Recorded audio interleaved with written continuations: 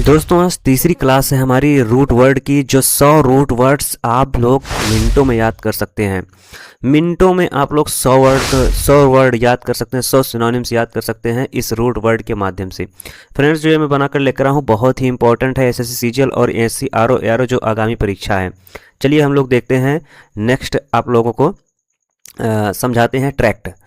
Tract it means क्या होता है? पुल। पुल का मतलब क्या होता है? खींचना और आकर्षित करना। यहाँ पे देखिए अट्रैक्ट है।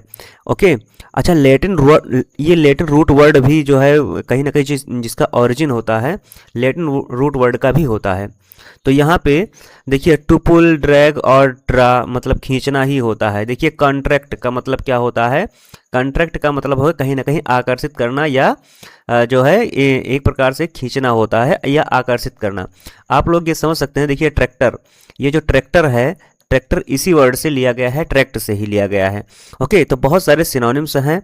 आइए देखते हैं हम लोग अट्रैक्ट। अगर आप लोगों को अगर ट्रैक्ट अगर कहीं पर भी अगर वर्ड में लिखा आप लोगों को मिले तो ये समझ जाना कहीं ना कहीं आकर्षित करना होता है या खींचना होता है। ओके, जैसे डिस्ट्रैक्ट, यहाँ पे डिस हमारा क्या है? यहाँ पे जो है प्रीफिक्स लगा हुआ है। तो डिस का मतलब क्या होता है?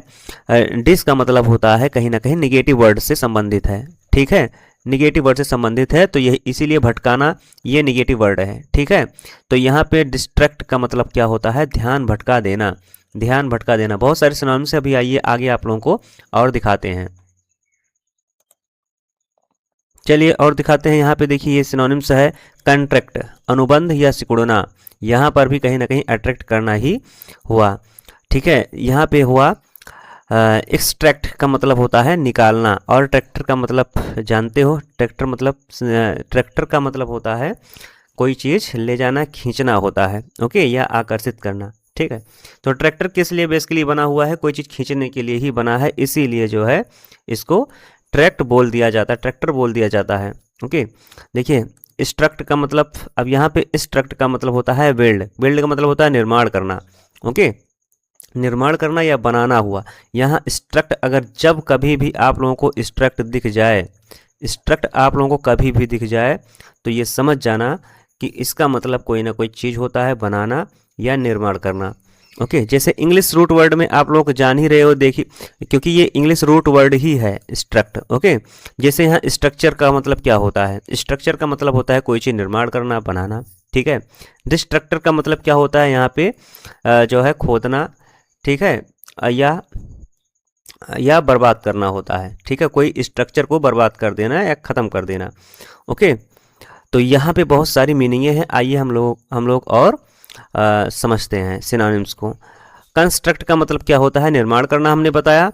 स्ट्रक्चर का मतलब होता है संरचना, क्योंकि स्ट्रक्ट आ रहा है। ओके, स्ट्रक्ट आएगा, सब में स्ट्रक्ट आएगा, स्ट्रक्ट। ठीक है, तो डिस्ट्रक्शन का मतलब होता है विनाश, यानी कि कोई चीज़ खराब कर देना। चलिए नेक्स्ट हम लोग देखते हैं और सिनोनिम्स। इंफ्रास्ट्रक्चर, आधारभूत संरचना। रिकंस्ट्रक्शन, पुनः निर्माण, यानी कि री लग गया, यानी कि प्रीफिक्स लग गया, री लग गया, तो इसका मतलब होता है दोबारा या बार बार। ओके, चलिए नेक्स्ट मीनिंग देखते हैं हम लोग। फॉर्म, रूट वर्ड हमारा है फॉर्म। फॉर्म का मतलब होता है कोई रिलेटेड टू शेप या आकार देना, रूप देना। ओके, तो यहाँ पर देखिए आकार दे रहा है, रूप दे रहा है। इनफॉर्म का मतलब भी होता है रूप देना, कोई चीज़ आप लोगों को जो है नॉलेज गेन करना, पढ़ना। ठीक है, यहाँ पे इस तरह से आप लोग फॉर्म, अगर कहीं पर भी किसी भी सिनोनिम्स में अगर फॉर्म आ जाए तो रिलेटेड टू आकार देना या रूप देना, रिलेटेड टू शेप से ही होगा। ओके, चलिए यहाँ पे देखते हैं फॉर्म, रूप, आकार। ओके, फॉर्मेशन का मतलब होता है गठन या आकार देना किसी चीज़ का। रिफॉर्म का मतलब होता है सुधार। नेक्स्ट देखते हैं हम लोग और सिनोनिम्स। यूनिफॉर्म का मतलब क्या होता है? यूनिफॉर्म का मतलब क्या होता है? वर्दी। फॉर्म लगा है ना, तो ट्रांसफॉर्म का मतलब क्या होता है? रूप बदलना। ओके, अब यहाँ नेक्स्ट हम लोग सिनोनिम देखते हैं मॉर्फ। मॉर्फ देखते हैं। मॉर्फ अगर कहीं लगा है तो उसका मतलब भी शेप होता है और रूप बदलना होता है। यहाँ पे देखिए मॉर्फ। ठीक है, अगर मॉर्फ जिसे कहते हैं मॉर्फोलॉजी, कभी कभी क्या होता है आप लोग मॉर्फोलॉजी पढ़ते हैं, ओके, मेटामॉर्फोसिस पढ़ते हैं आप लोग, ओके, जियोमॉर्फिक पर पढ़ते हैं आप लोग, या तो यहाँ से बहुत सारे रिलेटेड सिनोनिम्स हैं। मॉर्फ का मतलब होता है रूप बदलना, आकार देना। चलिए यहाँ पे देखिए, मॉर्फोलॉजी आकृति विज्ञान इसे कहते हैं, मेटामॉर्फोसिस कायांतरण कहते हैं इसको, ठीक है, क्योंकि मॉर्फ सब में लगा है। तो मॉर्फ का मतलब आप लोग समझ जाना ही, आकार देना, रूप बदलना, ओके। तो एमॉर्फस अनाकार, ठीक, क्योंकि कभी जो है अगर ए लग गया प्रीफिक्स में, यानी कि रूट यानी कि वर्ड में या कोई सिनोनिम्स में अगर ए लग गया तो उसका मतलब होता है निगेटिव वर्ड, ठीक है, निगेटिव वर्ड, निगेटिव सेंटेंस से ही जो है। तो यहाँ भी देखिए ए लग गया है तो यहाँ अनाकार, तो यानी कि निगेटिव होगा, ओके। चलिए नेक्स्ट देखते हैं। हमारा है सेड या सीड या सेस, इट मीन्स गो। गो का मतलब होता है जाना, ओके। कहीं पर भी अगर रूट वर्ड में या किसी भी सिनोनिम्स में आपको सेड लास्ट में दिखे, या लास्ट में अगर सेड दिखे या सेस दिखे, तो ये समझ जाना इसका मतलब क्या होता है, गो, ओके, रिलेटेड टू गो। तो यहाँ पे देखिए प्रोसीड, यहाँ सीड लगा हुआ है, ठीक है, तो आगे बढ़ना। यहाँ पे लिखा है रिसेड, तो पीछे हटना, ओके। सक्सीड तो सफल होना, सीट लगा हुआ है ना, तो यहाँ पे है एक्सेस, और यहाँ एक्सेस, यहाँ सेस लगा हुआ है तो प्रवेश करना है, पहुँचना, ओके। एक्सीड, यहाँ सीड लगा है, सीमा से अधिक होना, यानी कि इन सब वर्ड में, ठीक है, कहीं ना कहीं गो छिपा है, ठीक है, कहीं ना कहीं गो छिपा है, यानी कि सफल होना, कि सफल हो जाना, ओके, पीछे हट जाना, तो गो लगा हुआ है, जाना जाना जाना, ओके, आगे बढ़ जाना, प्रवेश ले लेना, या प्रवेश या पहुंच जाना, सीमा से अधिक हो जाना, ठीक है। तो जाना जाना लगा है तो related to go, okay okay. और अगर ये चैनल अगर आप लोगों को अच्छा लगे तो हाँ लाइक ज़रूर कर देना और सब्सक्राइब भी कर लेना, ठीक है, चैनल को, क्योंकि यहाँ पे ऑथेंटिक चीज़ें मिलने वाली हैं आप लोगों को। चलिए नेक्स्ट देखते हैं। वेंट, वेंट, वेंट ये रूट वर्ड है, वेंट, वेंट इट मीन्स कम, कम का मतलब होता है आना, ओके, कम का मतलब है आना, went related to come, okay. तो यहाँ पे चलिए देखते हैं हम लोग एडवेंचर। अब यहाँ पे बहुत सारे सिनोनिम्स हैं, देखिए का आना, यहाँ रिलेटेड टू आना से है ना, तो यहाँ बहुत सारी, देखिए एडवेंचर है, एडवेंचर साहसिक यात्रा, कर आना, ठीक है, या कर लेना। इन्वेंट का मतलब होता है आविष्कार करना, यानी कि रिलेटेड टू आना, कम, ओके। कन्वेंशन है, ठीक है, कन्वेंशन का मतलब क्या होता है, सम्मेलन होता है, क्योंकि कहीं ना कहीं वेंट छिपा हुआ है या वेंट छिपा हुआ है। प्रीवेंट का मतलब रोकना, इवेंट का मतलब घटना, ठीक है, इवेंट का मतलब घटना, तो इसमें कहीं ना कहीं कम छिपा हुआ है, ठीक है, कम छिपा हुआ है। चलिए नेक्स्ट देखते हैं, क्योंकि अच्छा आप लोग अगर पीडीएफ की ज़रूरत होगी तो नीचे ज़रूर कमेंट करना कि सर मुझे पीडीएफ की ज़रूरत है, और मैं पीडीएफ भी दे दूंगा, यानी कि आप लोग बहुत आसानी से याद भी कर सकते हैं, ओके। वैसे याद हो जा रहा है, वैसे पीडीएफ की ज़रूरत तो पड़ेगी नहीं, लेकिन आप लोग कहेंगे तो पीडीएफ में ज़रूर प्रोवाइड कर दूंगा, ओके। प्रेस, अब यहाँ पे रूट वर्ड है हमारा प्रेस। प्रेस का मतलब क्या होता है, दबाना। आप लोग कपड़ा प्रेस करते हैं ना, जो प्रेस होता है यानी कि दबा कर करते हैं आप लोग ना, तो वहीं से लिया गया है press, okay, root word press, ठीक। या आप लोग यहाँ पे आप लोग देख सकते हैं डी प्रेस, कम प्रेस, कंप्रेसर का मतलब दबाना कोई चीज़ होता है, ठीक है, एक्सप्रेस। अब यहाँ पे देखिए कंप्रेस का मतलब होता है दबाकर छोटा करना, प्रेशर का मतलब होता है दबाव, डिप्रेस का मतलब होता है उदास करना, और एक्सप्रेस का मतलब होता है व्यक्त करना, ठीक है। उसके बाद इम्प्रेशन का मतलब होता है छाप, ठीक।